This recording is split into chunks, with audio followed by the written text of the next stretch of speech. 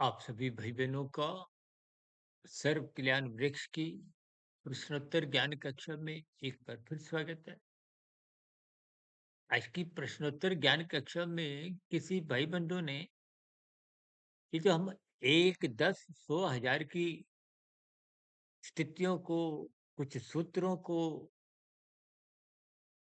एक गणित के रूप में समझाते हैं। वो कहते हैं कि इन सभी गणित की स्थितियों को बात समझ में आते-आते इनकी बात सभी अर्थों में समझ नहीं आती। देखिए, गणित आर्थिक स्तर पर आपको में कितनी जल्दी बात समझ में आ जाती है, क्योंकि वो शाब्दिक स्तर पर है। शास्त्रीय बातें शब्दों से आगे की देखिए एक अर्थों की स्थितियाँ होती हैं। कहीं-कहीं भावार्थ रूप में इन सभी स्थितियों को समझना होता है।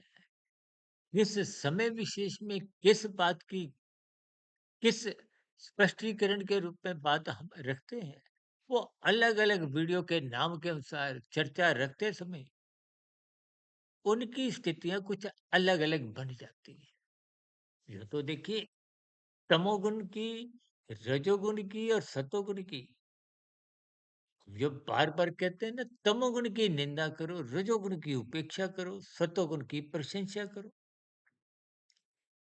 अक्सर हम कहते हैं ना 1 के सिक्के का 10 के सिक्के को आप महत्व मत दो, 100-100 के नोट को दो क्योंकि अपर हम आर्थिक स्तर पर देते ही हैं। लेकिन शास्त्रों में देखिए तीनों गुणों को एक विशेष स्तर पर तमोगुण की वैसे निंदा नहीं है। अगर निंदा होती तो आपके हमारे शरीर की भी निंदा होनी चाहिए। और मनुष्य जीवन को तो भगवान श्री कृष्ण जी ने एक रथ की संज्ञा देते हुए एक विशेष महत्व समझाया। क्योंकि साधना करने का अवसर केवल मनुष्य जीवन को है। साधना का अभिप्राय मायातीत की स्थिति को प्राप्त करने की स्थितियां मनुष्य जीवन में ही संभव है। और शरीर मेरा आपका सबका ही तामसी है। जो मायातीत महापुरुष हुए जिन्होंने वेदों का जो सरलीकरण उपनिषेधों में किया, शरीर तो उनका भी तामसी था। उन उपनिषेधों का सरलीकरण मायातीत महापुरुषों द्वारा विभिन्न पुराण लिखे गए, शरीर उनके भी तामसी थे। शरीर तकनीकी रूप से तामसी ही होते हैं।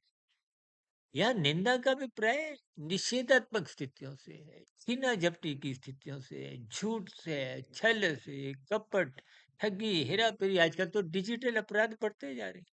यानी कि जब आप अपने सुख के लिए दूसरे मनुष्यों को ही नहीं, चाहे किसी भी जीव को पीड़ा देते हो, चाहे वो पक्षी हो, पशु हो, कीड़ा मकोड़ा भी हो, आपके किसी व्यवहार द्वारा यदि प्रकृति के वातावरण में दोष आता है, आजकल तो देखिए प्रदूषण की स्थितियां और हम जानते हैं, ये वनस्पति भी जोनिया है।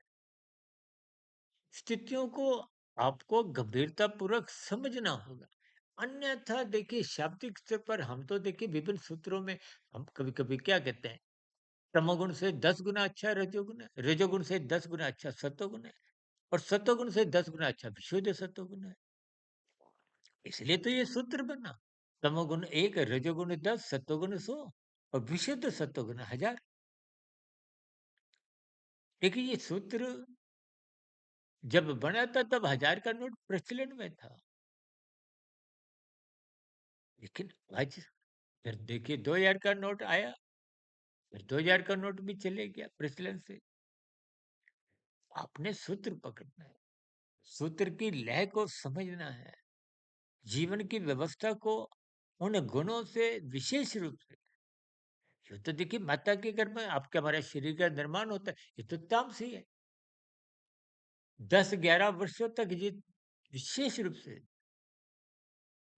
इसमें तमोगुण की ही प्रधानता रहती है। जब रजोगुण यानी कि कम इंद्रियों का विकास आरंभ होता है, अब लड़कियों में देखिए रज की स्थितियां बनती हैं, लड़कों में वीर्य की स्थितियां बनती हैं। तो ये रजोगुण की एक विशेष स्थिति है। रजोगुण क्या, उभरना क्या? तमोगुण समाप्त नहीं होता। अब किशोरावस्था के बाद युवावस्था में रजोगुण छलांगे लगाता है, विकसित हो जाता है। इसलिए विवाह का संस्कार रखा गया कि तन के स्तर पर कोई ऐसी स्थितियां जो आजकल देखिए लिव इन रिलेशनशिप जैसी स्थितियां हैं, तो शब्दों के वो गणित को समझना होगा। ये जो हम बार बार कहते हैं ना, सत्संग करो। अब युवावस्था के बाद प्रौढ़ावस्था, प्रौढ़ावस्था की बाद वृद्धावस्था का आगमन सहज ही होता है। ये शरीर की अवस्था है। ये शरीर की अवस्था में आप देखोगे ना कि अब वृद्धावस्था आते आते आपको में विशेष कहीं कहीं कुछ पश्चाताप की स्थितियां, आत्मग्लानि की स्थितियां होती हैं, या यूं कहो कि जीवन जितना बीत चुका होता है, उन अनुभवों के आधार पे आपको भीतर से कुछ ज्ञान जगता है। सत्वगुण की स्थितियां हैं। देखिए, तमोगुण को पदार्थों से, अज्ञानता से जोड़ा जाता है, तो यहाँ अलग भाव है। जब कहते हैं ना, पदार्थों का सुख लेने के लिए आपको क्रिया करनी है, और क्रिया ज्ञान पूर्वक करनी है। जैसे हम उदाहरण देते हैं, गृहिणी खाना बनाती है, उसको खाना बनाने का अनुभव है, ज्ञान है, यानी कि वो सत्वगुण है। जो क्रियाएं करती है वो रजोगुण है। किन पे? पदार्थों पे, रसोई में रखे हुए पदार्थ है, तो खाना स्वादिष्ट बनता है। जब गृहिणी घर नहीं हो, तो इसका अभिप्राय क्या? अब सत्वगुण का प्रवेश नहीं है, सत्वगुण है ही नहीं। अब आप और हम क्रिया करते हो, पदार्थ भी रखे हैं, यानी कि जब रसोई में ज्ञान के अभाव में आप खाना बनाते हो, नाश्ता बनाते हो, तो खाना कुछ अधपका बनता है, स्वाद नहीं आता। ठीक उन मनुष्यों के जीवन में उमंग, उल्लास, उत्साह नहीं होता जिनके जीवन में सत्संग नहीं होता। पदार्थों की स्थितियों में हाय तौबा मचते हुए, दिन रात हाय तौबा करते हुए, आप और हम धन ही धन कमाते हैं, लोभ, संग्रह वृत्ति में भागते हैं। तो स्थितियां भले ही लाखों, करोड़ों, अरबों धन आप इकट्ठा कर भी लें, लेकिन जीवन में उमंग उल्लास नहीं होती, खिन्नता होती है, उदासी होती है। ऐसे कितने ही उदाहरण से संसार भरा पड़ा है। इसलिए इन गुणों की स्थितियों को बहुत जैसे आर्थिक स्तर पर अंकों का गणित आपको में समझ में आ जाता है, उसी तरह आध्यात्मिक स्तर पर इन गुणों के अर्थ और भावार्थ आपको समझने होंगे। मात्र अंकों के ऊपर अटक कर कभी-कभी एक सूत्र दूसरे सूत्र को खंडित भी कर देता है, कमजोर कर देता है। तो ये तो जैसा-जैसा कुछ प्रश्न होता है, जैसे हम बार-बार कहते हैं ना, तमोगुण से 10 गुना अच्छा रजोगुण है, रजोगुण से 10 गुना अच्छा सतोगुण है। इस सूत्र के पीछे का कारण क्या है? कि आप यदि माया के सुखों को भोगना चाहते हो, माया के सुख क्या है? 5 भोग विषय। तो उसके लिए आप कृत करो, छीनो नहीं, छोटे रास्तों का इस्तेमाल मत करो। जैसे लाल बत्ती पे रुको, हरी बत्ती आएगी तो आप चलो। दूसरों की हरी पत्ती मत छीनो।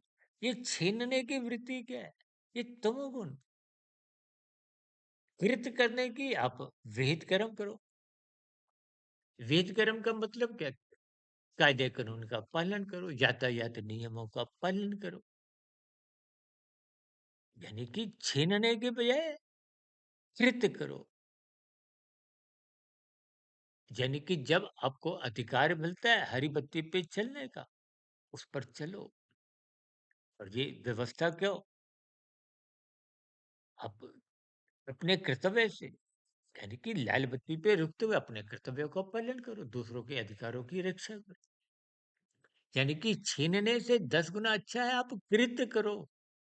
इसलिए तमोगुण 1, रजोगुण 10 बन गया। अब यदि आप परोपकार के कार्य करते हो, आपके सामने कोई भूखा है, कोई पशु हो, पक्षी हो और भी देखिए निर्बल मनुष्य हो, कृत्य करते हो, विहित कर्म का मतलब विधि विधान, विधान एक व्यवस्था है, जैसे हमने लाल बत्ती की एक व्यवस्था बताई, ऐसे कानूनों की व्यवस्था है। विधि का अभिप्राय कानून से है। विधान का अभिप्राय एक, जैसे विधानसभा कहते हैं, यानी कि आप विधि पूर्वक धर्मानुसार कृत्य करो, मेहनत करो, फिर पहले दूसरों को खिलाओ, परोपकार के कार्य करो, सहानुभूति जगाओ। तो ये 10 से और अच्छी स्थिति क्या है? 100 की है। फिर स्वयं भी खा लो। और जब परमात्मा को पाने का लक्ष्य बन जाता है, तो ये पदार्थों की स्थितियाँ पीछे रह जाती हैं। संसारी 5 भोग विषय, ये कमज़ोर पड़ जाते हैं, इच्छा नहीं रहती। अब इच्छा किसकी है? परमात्मा से जुड़ने की। तो फिर 100 से 1000 की ओर आप बढ़ने लगते हो।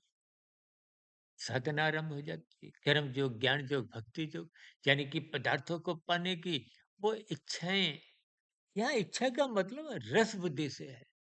ऐसा नहीं कि जोगी जो साधना करता है, वो नाश्ता नहीं करता या भोजन उतना नहीं लेता जितना, लेकिन रस, स्वाद वो भीतर से समाप्त हो जाता है।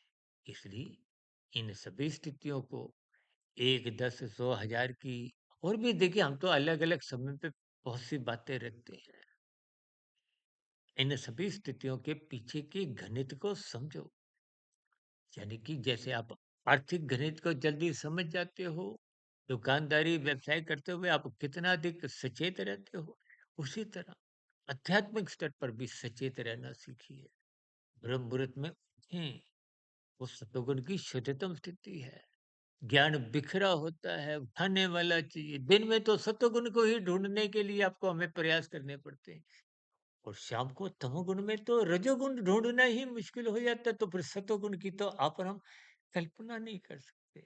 देखिए स्थितियां अलग अलग, हम तो एक लय में बात बोल जाते हैं। इन सभी स्थितियों के अर्थ भावार्थ समझिए। तो फिर ये 1, 10, 100, 1000 का सूत्र को हो, महासूत्र को हो, आध्यात्मिक बातें हो, अर्थ भावार्थ फिर सहज ही समझ में आने लगेंगी।